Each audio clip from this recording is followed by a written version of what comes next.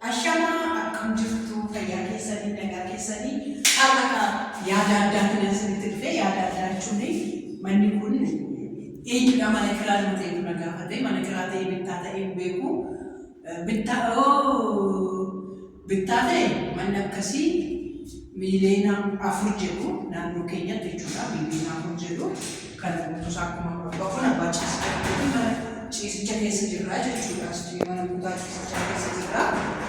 baay'ee jechuudha naannoo keenyatti jechuudha lafa isaa lafa isaa seera godhe lafa isaa kana birrii bashannaa jedhanii qulqulleessinaa jaarnama badhiisee qulqulleessuudhaaf jechuudha galatti qulqulleessuudhaaf mana kana bashan jedhanii haati keessa jechuudha qophii kana isinii kana lafa kan qulqulleessu jechuudha kun immoo saaloonii isaati saaloonii isaa baay'ee bal'aadha jechuudha saaloonii isaati kiraayiidhaan immoo jechuudha kiraayiidhaan 13,000 kiraayiidhaan 13,000 saaloonii isaa bal'aadha jechuudha 13,000 saaloonii isaa kana bal'ata baay'ee bal'aadha saaloonii isaa baay'ee guddaadha jechuudha beekuun jechuudha beekuu keessa galanii amma irra guddaa isaa akkana murtaasii immoo kun jechuudha namni mana isaa akka qulqulleeffate beeku kun mana mi'aatii kuni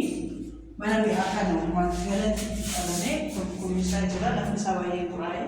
lafa isaa qulqulleessuudhaaf wantoota kana dhiquudhaaf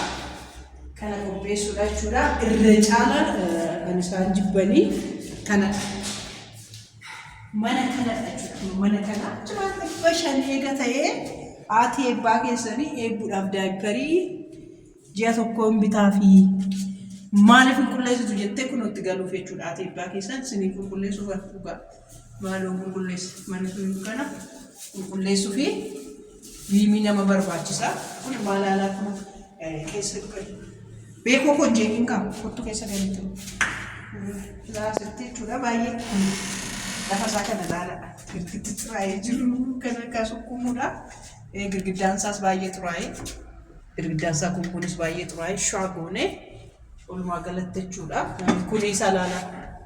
kuliisaas baay'ee xuraa'ee laala kana laala siinqii harkatti dhiqatanii kana namni akka keessa jiraatu laala dhugaa rabbi kana shuf godhee dhuma isaa immoo gaaffilee sibiilaan agarsiisa turmaatii gaarii nu faana tura. Duratti argitaniitu akkuma duratti argitanii maalicha akka argitaniitu jechuudha. Amma fedhii kun akkuma aaraasaa waggaa 7 har'aa itti bitametti qulqulleessee kaa'eera. Qulqulleessee ture jechuudha kun keessa isaas inni biimiidha biimii itti bitamee inni qabedha waan ta'eef hin jedhu. Lafa isaa kunoo lafa isaas argitaniitu dura. Lafa isaa asii gadiisa ture. Eessa yoo ta'an tola kun girgiddaa isaa kansaa hundi isaa kun bakka maashinii itti taa'udha kuni. Bakka maashiniiti kun jechuudha lafni isaas kun oomisha asii kaasee maashinii jiru manatti dhaabbatu wallahi kana bareedeera jechuudha. Irra caala hundumaa caala waan nama baay'ee kutaa shaaworii kanadha. Kamana keessa kan sila argitanitti waan hin fakkaatu girgiddaan isaa waan fakkaataa ture. Girgiddaan isaas mushuluk godhamee miiccameera mana fincaan isaas miicceera kanaasaa argitanitti dura amma kun ilmoo namaa fakkaattetti ilmoo namaa fakkaattetti kunis qullooftetti jechuudha keessa ishii kun ishee dura baay'ee nama jibbisiisti turte. Fakkaata kun immoo kan nama baay'ee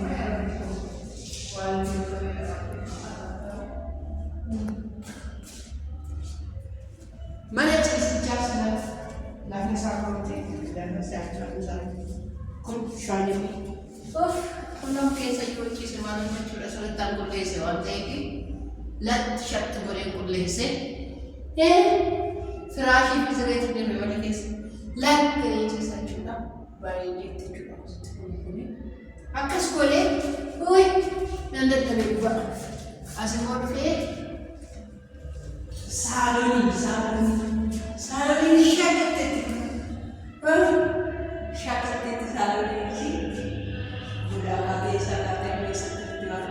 Jadi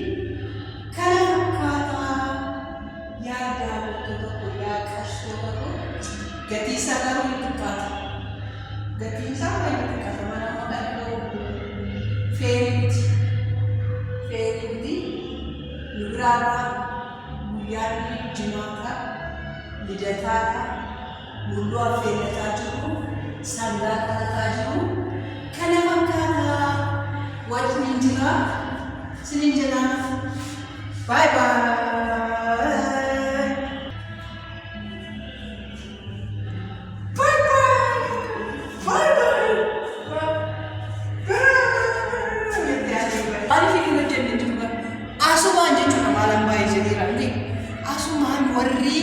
Mana kumpulnya itu berbanding, warat seti syashama mana boleh, negara itu berbanding, wari furniture kami itu berbanding, kontak ni.